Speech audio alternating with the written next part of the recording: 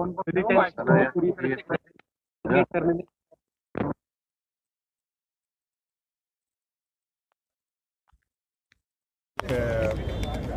the best way of describing our Jammu and Kashmir affected by terrorism, done by saying it actually a conflict place. This is a terminology which is used by the, usually by the adversary. Some other day we will have a debate on this, but however, जो आपका सवाल है उसका जो मैं समझता हूँ वो आप ये कहते हैं कि ये 3 लॉज एक J&K जैसे स्पेशल सिचुएशन में किस तरीके से मदद करेगा। तो मैंने वो इनागुरेशन सेरेमनी में भी अपनी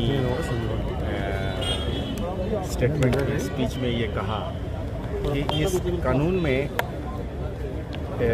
एक ज़बरदस्त तरीके से एक बैलेंस है। ये बैलेंस जो हमारी कॉन्स्टिट्यूशनल वैल्यूज है, कॉन्स्टिट्यूशनल मोरालिटी है, उसको पूरा माइंड में रखते हुए, यानी कि public safety, public security, national security, national integrity, इस चीज़ को बरकरार रखते हुए, इसको संभालते हुए आप किस तरीके से जंग को जीतेंगे। यानी कि ऐसा नहीं होना चाहिए, कोई भी कानून की सिस्टम पे में ये इरादा नहीं है कि आप इंडिविजुअल राइट्स को बचाते बचाते जिस नाव पर आप सवार हैं उस नाव को ही डुबो दें। उस नाव में सब कोई सवार है, आप भी हैं, मैं भी हूँ, उसी में सारे तंत्र है, जुडिशरी भी है, उसमें पुलिस भी है, प्रोसिक्यूटर भी है, अक्यूज्ड भी है, विक्टिम भी है। तो नाव बहुत इम्पोर्टेंट है, उस नाव का रक्षा करना, उस नाव को बनाए रखना, उसको रहते हुए रखना बहुत ज़रूरी है। तो एक कई बार ऐसा सिस्टम होता था, हमको लगता था कि साहब इस की बैलेंस बिगड़ जाती है। देखो, एक आम नागरिक के तौर पे, जैसे चीफ जस्टिस साहब ने भी अपनी तकरीर में कहा कि विक्टिम को भी तो इस बात की तकलीफ होती है कि मुझे सताया हुआ बंदा, मुझ पर हमला किया हुआ बंदा, उसको सजा नहीं मिल पा रहा है।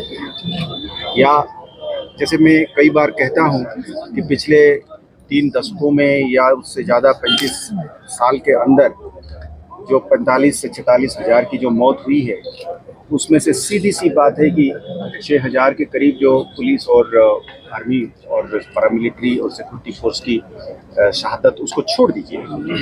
सीधा सीधा आंकड़े बताते हैं, उसमें कोई माने डाइल्यूशन नहीं है, कोई झूठापन नहीं है। कभी भी किसी भी डिबेट में हमारे पास ऑथेंटिक एविडेंस है कि 12,000 के करीब लोग जो इन्होंने यहाँ पे जाने हुई है वो टेररिस्ट के हाथ में।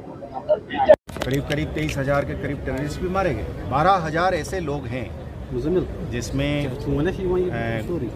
ग्रुप मास मर्डर भी है, औरतों की भी जानें हैं, लोगों की भी जानें हैं, मुखबिर की ठप्पा लगा के उनकी भी जानें ली गई है। तो उन्हीं लोगों ने कोर्ट बनाया, उन्हीं लोगों ने उसको जज भी बना, प्रोसिक्यूटर भी बनी, पुलिस, ये सब हुआ है। इससे हम भाग नहीं सकते। मतलब मेरा तो जिम्मेदारी है कि मैं भाग नहीं सकता हूँ, सरकार और स्टेट का भी जिम्मेदारी है कि भाग नहीं सकते। उसमें मैं भी शामिल हो सकता हूँ, आप भी शामिल हो सकते हैं, कई सारे जर्नलिस्ट्स भी इसमें अपने जाने हुई हैं।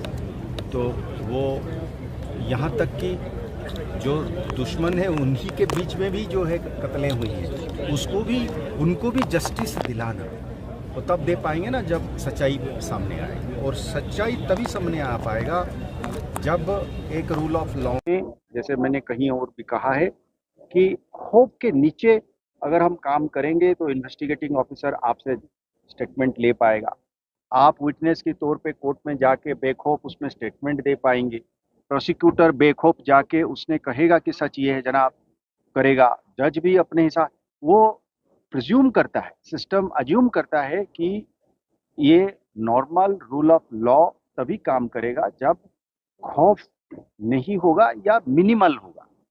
अब वह खौफ का मात्रा अगर इस तरीके से बढ़ गया ताकि वो इन्वेस्टिगेटिंग ऑफिसर भी अपने हिसाब से जी चुरा रहा है, विटनेसेस कहता है जाने दीजिए, अपने प्रोसिक्यूटर अपने जगह में बोल नहीं पा रहा है, जज अपने जगह पर डरा। वो सिस्टम को अगर हाईजैक कर लिया जाए टेरर और खौफ के जरिए, तो फिर क्या होगा? और वही जो जिन लोगों ने इसको करते हैं वही इल्जाम लगाते हैं कि ये रूल ऑफ लॉ ही नहीं है।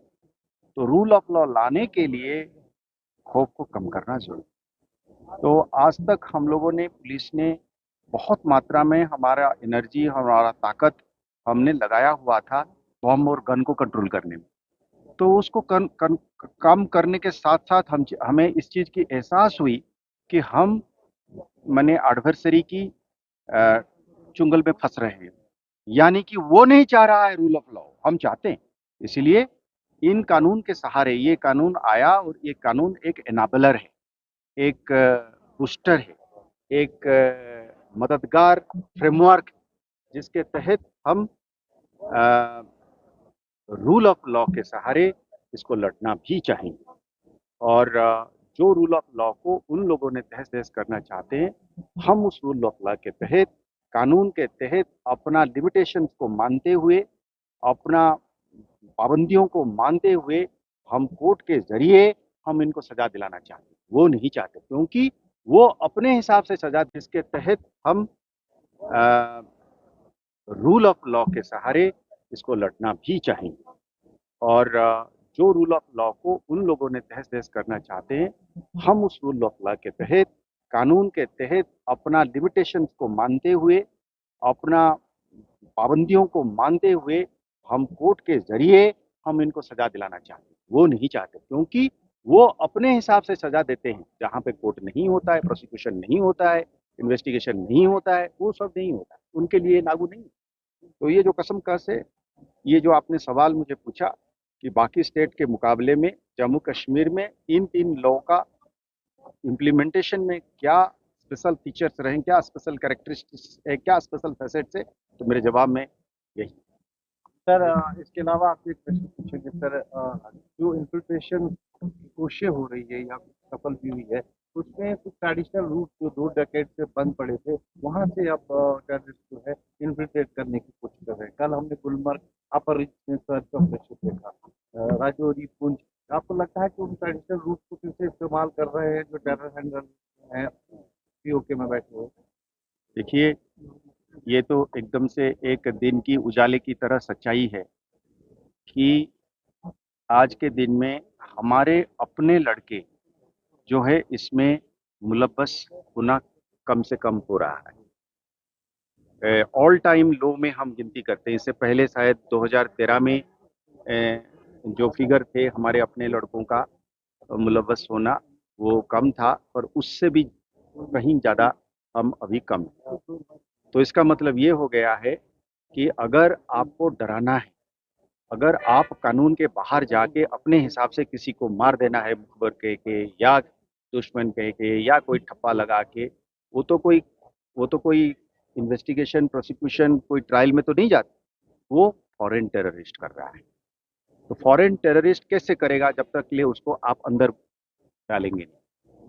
तो इसलिए लाजमी, एकदम साफ बात है, इसमें कोई उसमें मतलब मुझे नहीं लगता है कि कोई अभी शक की कोई गुंजाइश है कि वहाँ पे, जो मैं कई बार कहता हूँ कि मैंने क्लिशेड है, लोग कहते हैं कि ये बोल बोल के ये हैकनीड फ्रेज है, पर सच सच है। अगर आप 5 बार बोलेंगे तो कोई अगर उससे चिढ़ जाता है या बोर हो जाता है, तो सच तो बदलता नहीं है ना।